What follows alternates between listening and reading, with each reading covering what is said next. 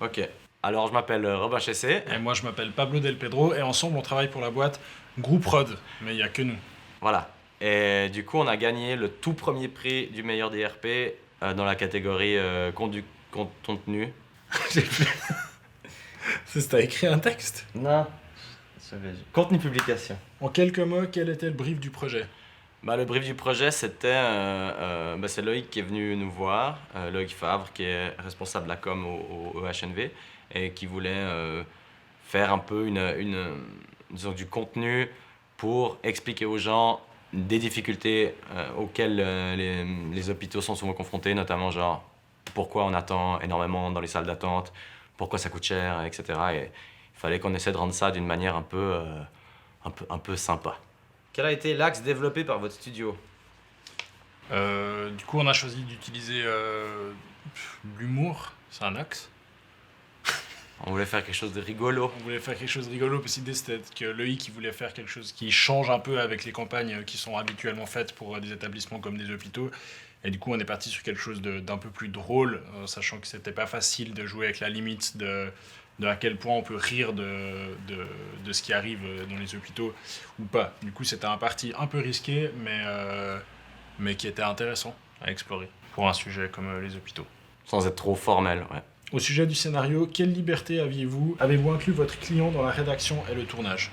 Alors, au niveau du scénario, on est parti vraiment de zéro. On lui a fourni un truc de A à Z, dans lequel aussi après on a discuté avec lui. Et en fait, c'est ça qui était agréable, c'est que Loïc Favre a été dès le début très investi dans le projet. Et c'est quelque chose qui fait que le produit devient meilleur parce qu'on a quelqu'un qui est concerné, qui s'investit aussi pendant le tournage. Et du coup, c'est mieux que simplement attendre un produit fini et donner des corrections. Et du coup, ça aide aussi à peut-être aller plus loin aussi dans peut-être une forme de fantaisie parce qu'on regarde toutes les étapes ensemble et laisse pas juste un peu genre démerdez-vous et puis on veut quelque chose de bien et on fait juste des critiques après et du coup ça aide non seulement à ce que non, mais Trop long. ok, c'est trop long. Voilà, c'était vachement bien. Alors pourquoi avoir pensé à Zendali pour faire la voix? Ah, je sais pas, vous avez entendu la voix dans le clip? Puis en plus, il est à la retraite, il réussit plus grand chose. Non, mais parce qu'il a une voix grave on avait besoin d'une voix qui sorte un peu du lot et qui soit genre agréable à entendre et qui fasse professionnel, du coup. Ouais, plus il avait l'habitude quand même de parler à la Voilà, radio. exactement. Ça aide. En tout, combien de temps avez-vous eu entre le brief et la délivrance du projet? Je crois que le premier contact, c'est la première fois dont on a parlé, et la livraison, il y a bien eu 8-9 mois, je pense. Presque une année. Ouais, presque une année, pas à temps plein, mais c'est le timing que ça a pris entre aussi les diverses validations et la réalisation. Ce qui a pris du temps, c'est depuis le premier contact jusqu'à la validation du scénario. Après, à partir de la validation du scénario, c'est assez vite. Ça a été assez vite, ouais. C'était assez vite, quelques semaines. Quelles ont été les principales difficultés rencontrées dans la réalisation du projet? Il y a il y avait énormément de petites scénettes en fait. Le projet il est construit comme quelqu'un qui raconte son histoire en voix off et du coup il y avait énormément de lieux mais avec des plans qui durent quelques secondes. Du coup il fallait essayer de condenser au maximum et d'utiliser les lieux dans le maximum d'angles possible pour réduire les coûts de tournage. On a tourné à peu près en 6 jours et on a fait parfois, je crois, 40 plans par jour dans des lieux différents.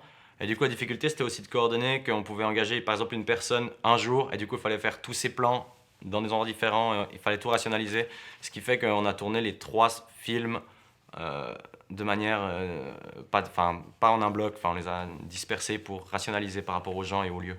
Avez-vous vécu des situations cocasses durant la phase de réalisation du projet? Avez-vous une anecdote particulière à nous raconter? Alors, pléthorée d'anecdotes cocasses. Ouais, attends. Il y a quand même eu plusieurs fois pendant le tournage, vu vu qu'il y avait des acteurs qui étaient habillés en médecins, il y avait des vrais patients qui venaient leur demander qu'est-ce qu'ils devaient faire, où est-ce qu'ils devaient aller, qu'est-ce qui se passait. Et puis c'était pas très drôle, mais c'était super gênant parce que c'est des gens des fois. Bah ouais, dans un hôpital, il faut expliquer. Bon, alors je m'excuse, alors en fait, je suis comédien. Qu'est-ce que ça fait de gagner le premier cube de l'histoire du meilleur des relations publiques? Bah, c'est super cool. C'est agréable d'avoir un projet qui est reconnu commettant bien. Ouais. C'est ça. Ouais. Non, mais c'est toujours agréable d'avoir une validation, surtout un projet comme ça dans lequel on a investi beaucoup de temps et dont on est très, très fier en plus. C'est toujours cool de gagner un prix. Juste. Ce qui nous a permis surtout d'être les tout premiers, c'est qu'on a gagné dans la toute première catégorie. Donc, marque l'histoire. Comme beaucoup de gens qui marquent l'histoire, c'est pas exprès. De quelle manière allez-vous mettre en avant le prix que vous avez remporté ? J'essaie maintenant, depuis quelques jours, d'en parler tout le temps. Chaque fois, je dis oui, ça va bien, j'ai gagné un prix, figure-toi. Donc, je vais faire ça pendant 2 ans. Je pense. Et globalement, qu'avez-vous pensé des autres projets présentés ? Il y avait des projets super. J'ai beaucoup aimé ce qu'ont fait les autres agences. C'est dur. Tu veux que je dise c'était d'autant plus honorant de gagner au milieu de tous ces projets qui étaient vraiment cool. Ça montre que la Suisse romande a un très haut niveau en termes de créativité dans la com et des RP. Et c'était aussi cool d'être avec d'autres agences de renommée. Pour votre éventuelle future participation en 2020, quelles sont vos attentes concernant l'évolution de ce prix ?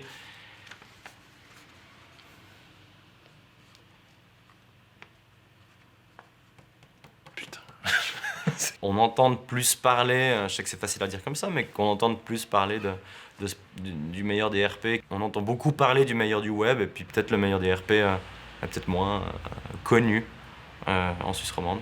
Mais sinon, c'était super. Et merci. Merci.